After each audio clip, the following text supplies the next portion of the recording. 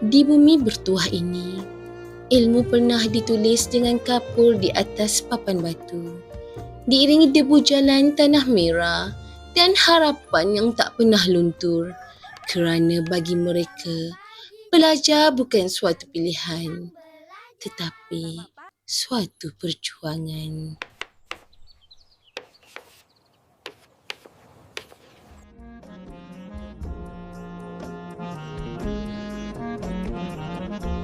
Cikgu, macam mana nak darab nombor besar? Langkah pertama, kita darab nombor di belakang dulu.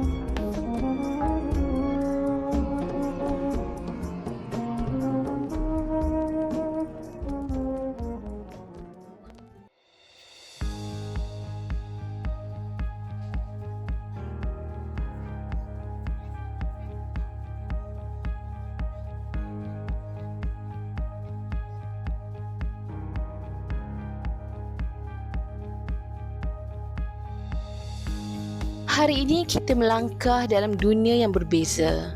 Bahan digital kini jadi pelita baru kepada kelas-kelas masa hadapan. Namun semangatnya masih sama. Cinta akan ilmu.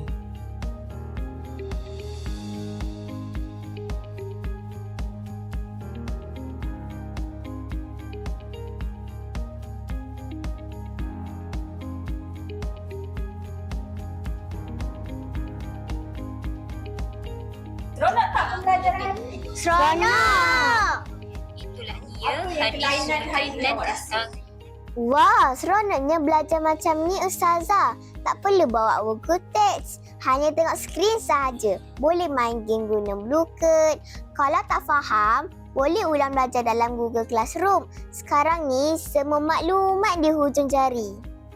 Nak masuk ke bahagian quiz hadis. Okay. Nak main game dalam booklet. Okay.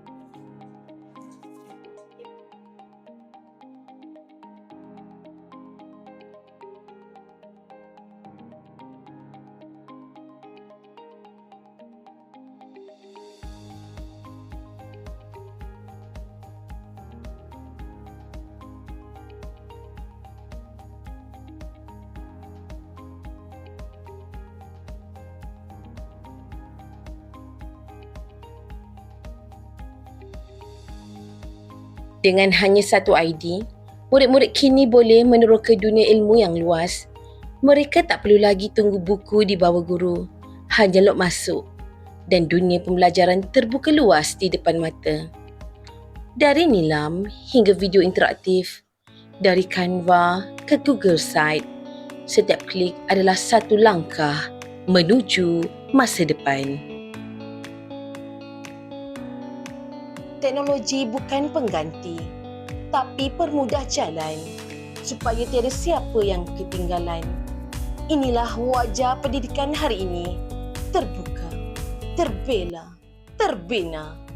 Dan inilah janji kami, dengan bahan digital, kami akan terus melangkah membina Malaysia yang lebih bijak, lebih bersatu dan lebih bersedia.